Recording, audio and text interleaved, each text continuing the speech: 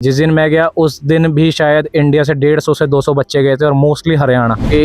एक बच्चा लगवाने पे इन्हें 5 लाख रुपए मिलता है जो लगवाते हैं वहाँ पे आर्मी में। और स्पेशली इंडियंस ज़्यादा कर रहे हैं काम वहाँ पे। पहले तो लड़कों से 2-2 3-3 लाख लेते हैं, फिर रशियन गवर्नमेंट इनको 5 लाख अलग से देती है एक लड़के पे, और 10 लड़के लगवाने के बाद इनको रशियन सिटीजनशिप और दे देते हैं वो लोग। इंडियन एम्बेसी आपको इतना बुरा बिहेव कर रही है लड़कों के साथ, कोई हेल्प करके राजी नहीं है। लिटरली हमको कॉल करते थे तो वो कहते हैं हम क्या कर सकते हैं, और लिटरली इन्होंने मेरी फैमिली को भी ये बोलते थे कि आपका बेटा मर चुका है तो आप 6 लाख रुपए डाल दो। किसी इंडियन बंदे ने मैसेज किया, पता नहीं कौन था, उसके बाद उसने अपना नंबर ही बंद किया, रशिया का नंबर था। उसने मेरे घर पे मैसेज करके कॉल करके कहा कि आपका बेटा तो मर गया, डेड बॉडी भेजने के लिए 7 लाख रुपए डाल दो। और उसके 6 दिन बाद ही मेरे घर पे बात हो गई, नहीं तो मेरे घर वाले 6 लाख रुपए और डालने वाले थे कि एटलीस्ट डेड बॉडी भेज दो। डेड बॉडी को लेकर भी स्कैम चल रहा है काफी बड़ा। बहुत ज्यादा। हरियाणा और पंजाब के कुछ एजेंटों की जालसाजी के चलते हरियाणा पंजाब के कुछ युवा मौत के मुंह में झोंक दिए गए, रशिया में भेजे गए और वहां पर उन्हें युद्ध के मैदान में झोंक दिया गया। कुछ बच्चे वहां से बचकर इंडिया किसी तरह पहुंचे और जो कहानी उन्होंने बताई वो काफी खौफनाक थी, डरा देने वाली थी। हमारे साथ कुछ युवक हैं, उन्हीं से बातचीत करेंगे। सबसे पहले तो अपना नाम बताइए आप। जी, मेरा नाम विवेक सिंह है। विवेक, आप कहाँ से हैं, किसके जरिए आप वहां पर पहुंचे और युद्ध में कैसे गए और किन हालात से आप गुजरे, कैसे पहुंचे? मैं बेसिकली उत्तराखंड से हूँ, बट मैं स्टडी करता था पंजाब में जलंधर में। तो मेरा ही फ्रेंड था एक, मतलब हमारे घर पे भी आता जाता रहता था काफ़ी। तो उसने मुझे कहा कि ये इंडिया में तो कोई अपॉर्चुनिटी इतनी अच्छी मिलेगी नहीं जॉब की। एक्चुअल में क्रिकेट भी खेलता था तो उसमें भी थोड़ा मतलब ऐसे कोई ऊपर नीचे स्टेट लेवल के बाद हो नहीं रहा था। तो उसने कहा कि आप रशिया चले जाओ, वहाँ पे आपका अच्छा मतलब फ्यूचर बन जाएगा, वहाँ पे सैलरीज बहुत अच्छी हैं, 1-1.5 लाख रुपए सैलरी मिल जाएगी। वहाँ से बाद में आपको यूरोप भेज देंगे कि यूरोप में चले जाना, यूरोप में भी क्रिकेट आ गई है। तो चलो मैंने भी सोचा कि ठीक है, इंडिया में रहने से अच्छा है कि वहाँ चले जाते हैं ना। तो गौरव करके मेरा एजेंट था, उसने मेरे को बोला कि आप वहाँ चले जाओ। तो ठीक है, उसने मेरे को यहाँ से भेजा। उसने मेरे को कहा कि आपको टूरिस्ट वीज़ा दे के भेज रहे हैं, तो टूरिस्ट वीज़ा वहाँ जाके एक्सटेंड हो जाता है या असाइलम पड़ जाती है कि जैसे अमेरिका वगैरह में असाइलम पड़ती है। चलो हम यहाँ से चले गए। जिस दिन मैं गया उस दिन भी शायद इंडिया से 150 से 200 बच्चे गए थे और मोस्टली हरियाणा और पंजाब के लड़के जाने वाले। वहाँ हम पहुँचे, वहाँ पे जाके हमें काम पे लगाया। फिर काम पे भी फ़ोन ही नहीं उठाते पहली बात तो, क्योंकि वहाँ सिम नहीं मिलती, लैंग्वेज की बहुत बड़ी प्रॉब्लम है। वो रशिया वहां पर रिसीव कौन करते हैं आप लोगों को, लेके कहाँ जाते हैं, कौन लेके जाता है? रिसीव ऐसे वहाँ पे कंपनीज हैं, ओजोन करके कंपनीज हैं, येंडेक्स करके कंपनीज हैं। इन कंपनीज में कुछ इंडियन दलाली कह लो आप, जिन्होंने अपने बंदे रखे हुए हैं आगे वो वहाँ पे 15-20 हज़ार रुपए लेके आपको काम पे लगा देंगे। पहले 2-2.5 महीने काम करवाएंगे, कोई पैसा नहीं देंगे। पैसे के मांगने जाते हैं, बोल देंगे आपके पास डॉक्यूमेंट नहीं है। काम करवा रहे हैं, खाना मिल नहीं रहा है, 15-15 घंटे काम कर रहे हैं। 15 घंटे काम करने के बाद शाम को वापस आओगे हॉस्टल में। 15 मतलब आप लगा लो 1-1.5 महीने में आपको पुलिस आ ही जाती है। ये खुद ही उनको इन्फॉर्म कर देते हैं कि यहाँ पे कुछ इंडियंस हैं या कुछ इंटरनेशनल्स हैं जिनके पास वीज़ा नहीं है, रजिस्ट्रेशन नहीं है, इनको पकड़ो। क्योंकि एक बच्चा लगवाने पे इन्हें 5 लाख रुपए मिलता है जो लगवाते हैं वहाँ पे आर्मी में। और स्पेशली इंडियंस ज़्यादा कर रहे हैं काम वहाँ पे आर्मी में लगवाने वाला। पहले तो लड़कों से 2-2 3-3 लाख लेते हैं, फिर रशियन गवर्नमेंट इनको 5 लाख अलग से देती है एक लड़के पे, और 10 लड़के लगवाने के बाद इनको रशियन सिटीजनशिप और दे देते हैं वो लोग। मतलब ये काम चलो बहुत टाइम से रहा है, 2023 से ही चल रहा है, बट अब ज्यादा न्यूज में आने लग गया है क्योंकि वीडियोस बहुत बनने लग गई हैं। तो फिर वहां से हमको जेल में लेके गए हैं इन्होंने। कितने लड़के थे आप लोग जिनको जेल में लेके गए? मतलब मोस्टली जितने भी लड़के वहाँ पे आर्मी में आते हैं वो किसी ना किसी वजह से ही आते हैं, या तो वो जेल में पकड़े गए या रास्ते में चलते हुए पकड़े गए, वहाँ लेके जाते हैं। जिस दिन मैं गया था उस दिन 9 लड़के थे हम टोटल। तो उसमें से 2 लड़के तो इंडिया मतलब जेल में ही हैं अभी फिलहाल, शायद वो इंडिया आ जाएंगे 1-2 महीने तक। तो उन्होंने डिसाइड किया कि हम तो जेल में रहना प्रेफर करेंगे, कि जितना टाइम हम जेल में रहेंगे। वो थोड़ा फैमिली से भी थोड़ा स्ट्रॉन्ग थे, तो उन्होंने कहा कि हम नहीं जाएंगे आर्मी में। बट हमारा 8-9 लाख रुपए लग रखे थे, हम सब मिडिल क्लास फैमिली वाले थे। तो हमें यह था कि भाई हमारे पास ऑप्शन नहीं है जेल में रहने वाली, कि अगर हम 5-6-7 महीने जेल में रहेंगे या 9 महीने जेल में रहेंगे तो फिर हम घर पे क्या जाओगे। तब आपको डराते या तो जेल में या फिर आर्मी में चले जाओ, क्योंकि वो भी इनकी आर्मी नहीं है, वो भी इनकी कॉन्ट्रैक्ट आर्मी है कि जिस दिन आपकी वॉर खत्म होगी उस दिन आपको घर। फिर आपने डर के जी, उसके बाद फिर हमारे पास ऑप्शन भी नहीं था, तो हमने सोचा कि हम आर्मी में ही चले जाते हैं। इन्होंने हमें बोला कि आपको वॉर नहीं लड़वाएंगे क्योंकि आपको लैंग्वेज नहीं आती है, तो आपको बंकर वगैरह खोदने पड़ेंगे और कोई नॉर्मल छोटा मोटा काम करना पड़ेगा। फिर ये हमें वहाँ से इवानोवा लेके आए जहाँ से हमारा कॉन्ट्रैक्ट हुआ, क्योंकि 2 ही जगह से कॉन्ट्रैक्ट होता था, चेलिबिंस्की या अपना इवानोवा से। मॉस्को से कॉन्ट्रैक्ट नहीं होता है क्योंकि मोदी सरकार ने कहा था कि हमारे कॉन्ट्रैक्ट नहीं होने चाहिए, बट फिर भी कॉन्ट्रैक्ट हो रहे थे 2 स्टेट से इनकी, रशिया की। वहाँ पे हम गए, वहाँ पे हमारा DNA वगैरह लेके सब कुछ करा के 4 दिन का प्रोसीजर था वो।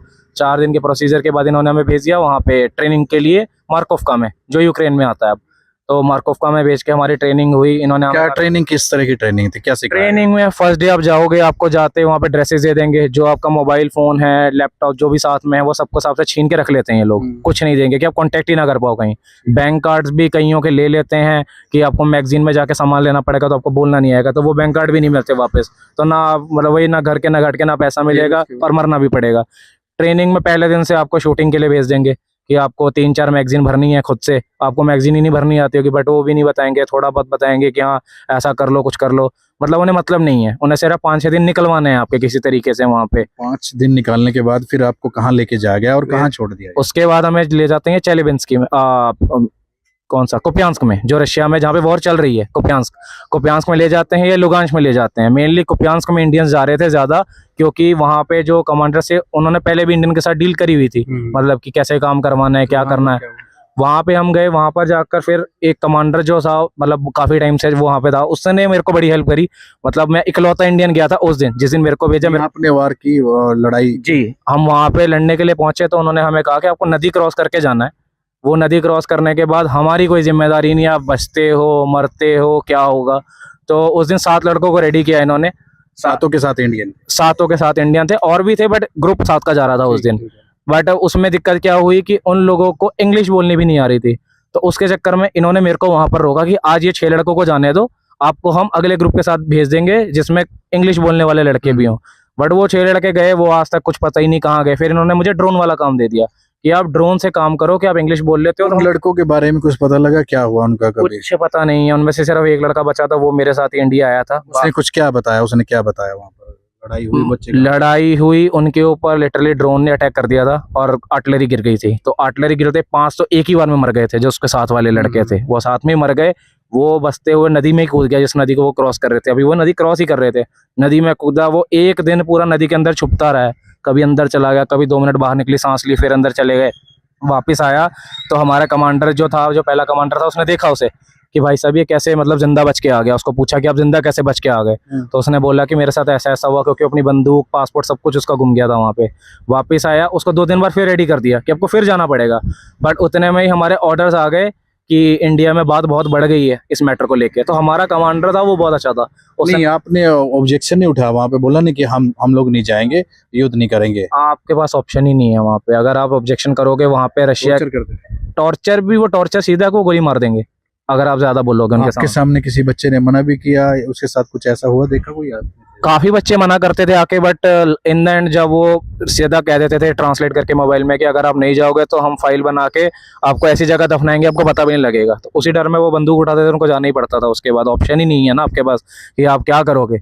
और हमने वीडियोस भी काफ़ी लड़कों ने बनाई, और स्पेशली जो वीडियोस बनाते थे उनको तो जल्दी निकालते थे वहाँ से कि इनको जल्दी भेजो यहाँ से, कि ये अगर मर वर जाए तो वही ज़्यादा अच्छा है उनके लिए, कि हमें जवाब ही ना देना पड़े कि लड़के कहाँ पे हैं।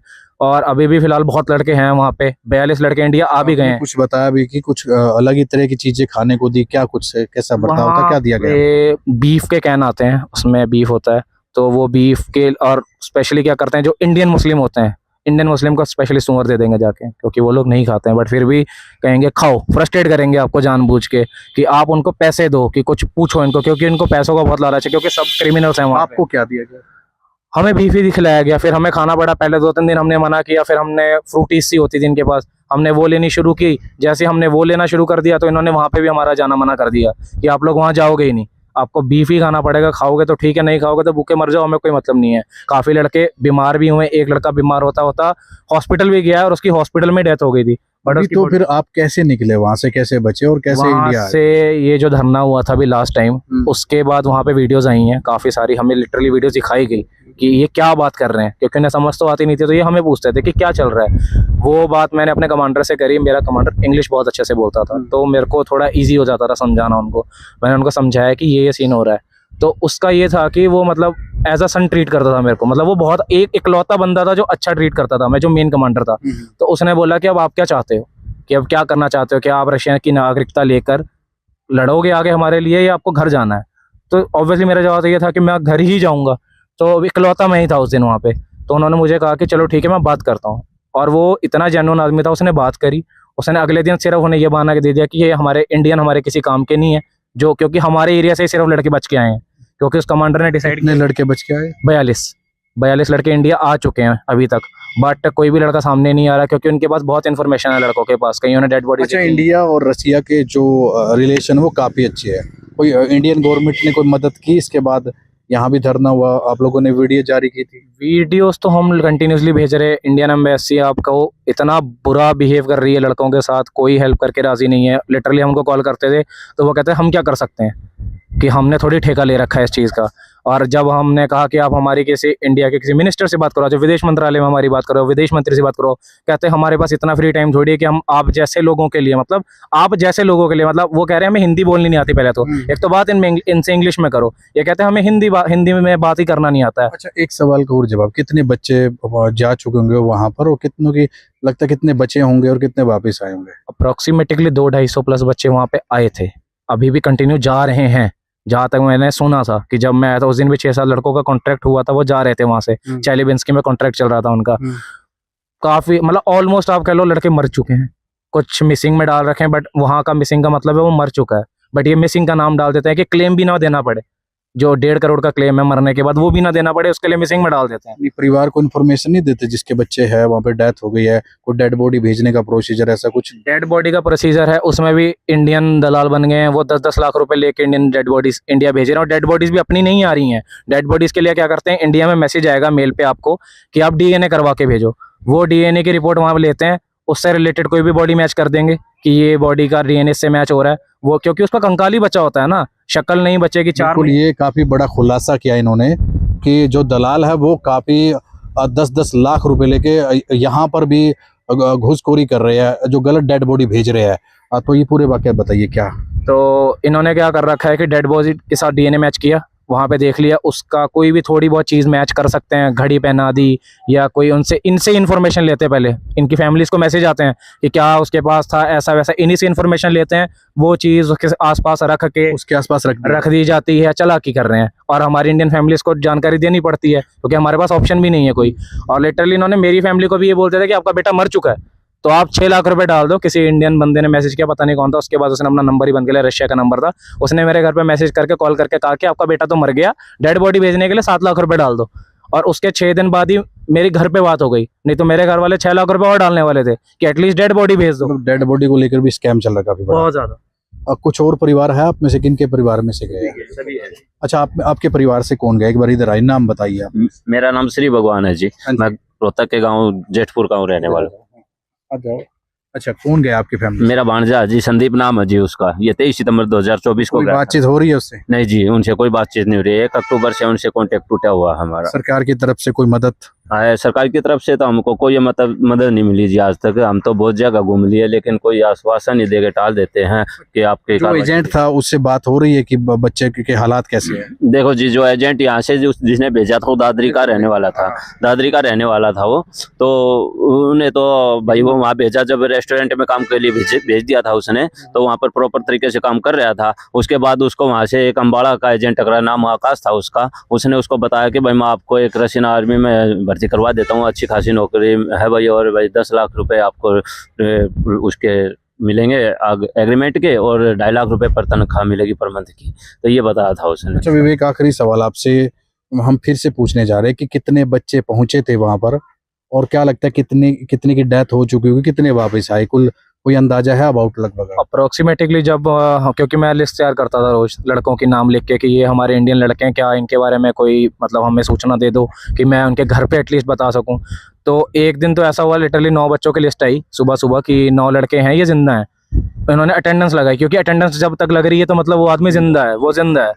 और उसके 3 दिन बाद ये कह रहे हैं कि हमें नहीं पता कौन सी अटेंडेंस लगी थी, वो अटेंडेंस लिस्ट ही गायब होगी, कंप्यूटर में से भी गायब होगी। और जिस लैपटॉप में सब कुछ था मेरा, जिसमें मैं सब कुछ काम भी करता था, इनके लिए लिखता भी था कि जो जो चीज़ें रोज़ हो रही हैं या जो फॉर्म्स भरवाए जा रहे हैं इंडियंस के, मतलब वही मैं इनको आते ही बोला था कि 60-70 नहीं, अप्रोक्स 200 बच्चे हैं वहाँ पर, 200 से 250 इंडियन लड़के थे वहाँ पर। क्योंकि एक ही बार में हमें 10-15 डेड बॉडियाँ देखने को कितने आ चुके होंगे आपके साथ? 42 तो हमारे साथ ही आए हैं, 42 लड़के हम साथ में आए थे। उससे पहले 14 लड़कों का ग्रुप एक और आया था। लापता कितने लगभग हो चुके? लापता की तो कोई मतलब गिनती नहीं है ना, रोज 5 लड़के 4 लड़के आ ही रहे हैं कि आज ये मिसिंग हो गया, फिर 2 दिन बाद न्यूज आती है ये मर गया। तो मार पिटाई भी की जाती है वहाँ पर? मार पिटाई तब की जाती है कि आप सुन ही नहीं रहे इनकी बात की, वो कहेंगे आप फ्रंट लाइन पे जाओ, कहोगे नहीं मैं नहीं जाऊंगा, तो आपको लिटरली कमरे में ले जाएंगे साइड पे, वहाँ पे जाके पहले 2-3 बार पूछेंगे, फिर उल्टी गन से आपको पीटा जाएगा। अच्छा विक, ये बताइए इंडियन गवर्नमेंट को क्या कहना चाहोगे, क्या कहना मैसेज देना चाहोगे कि मदद करे, क्योंकि काफी बच्चे मेरे हिसाब से फंसे होंगे वहाँ पर? इंडियन गवर्नमेंट से तो यही अपील है, 2 धरने पहले भी हो चुके हैं इस चीज़ को लेके, 2023 में भी ये बात उठी थी, बट तब भी सरकार ने ध्यान नहीं दिया, क्योंकि वो रिलेशन खराब नहीं करना चाहते अपने रशिया के साथ। ये शो ऑफ ऐसा करते हैं कि हमारे बहुत अच्छे रिलेशन है, वो सिर्फ गवर्नमेंट के लेवल तक ही हैं। अगर एक आप नॉर्मल बंदा रशिया में जा रहा है, उसकी वहाँ पे कोई इज्जत नहीं है, वहाँ पे जानवर की तरह ट्रीट करते हैं ये लोग सबको। सुनने में तो ये आया था कि रशिया के लोग काफी रिस्पेक्ट करते हैं इंडियन की, ऐसा कुछ मिला आपको किसी रशियन ने मदद? अगर किसी रशियन ने मदद नहीं की, एक्सपेक्ट मेरा जो कमांडर था उसके अलावा, जब हम काम भी करते थे एक फैक्ट्री में, वहाँ पे भी 15 घंटे की शिफ्ट थी, जबकि काम बोला था 8 घंटे का, और वहाँ पे अगर आप काम नहीं सुनोगे, इतने गंदे तरीके से आपको अब्यूज़ किया जाता है वहाँ पे। एटलीस्ट मतलब कई बार तो ऐसा होता था, वो गला ही पकड़ के आपको आ जाते थे कि क्यों काम नहीं कर रहे हो, कि काम करना पड़ेगा। हम कहते थे हमें सैलरी नहीं मिल रही, हम कैसे काम करें, कहते वो हमारी जिम्मेदारी नहीं, हमारा काम है आपसे काम करवाना। और आपने भी वीडियो जारी किया था? वीडियो जारी नहीं कर सकते थे, क्योंकि मेरा रूम ही तो जो था उसमें कैमरास बहुत ज़्यादा थे, कि अगर मैं वीडियो बना के वायरल करने जाता तो वो कुछ भी कर सकते हैं वहाँ पे, क्योंकि हमारे हाथ में कुछ नहीं है वहाँ। शुक्रिया। तो ये विवेक थे, और ये कुछ परिवार के वो सदस्य हैं जिनके बच्चे, जिनके भाई भांजे भतीजे, परिवार के सदस्य अभी भी रूस में फंसे हुए हैं, और इंडियन गवर्नमेंट से इन लोगों ने मदद की गुहार की है, क्योंकि काफ़ी संख्या में वहाँ पर बच्चे फंसे हुए हैं। अगर जल्द ही उन्हें नहीं निकाला गया तो उनके साथ भी कोई बड़ा हादसा हो सकता है। अपने सहयोगी गुलशन के साथ प्रदीप रेड्डू, हरियाणा।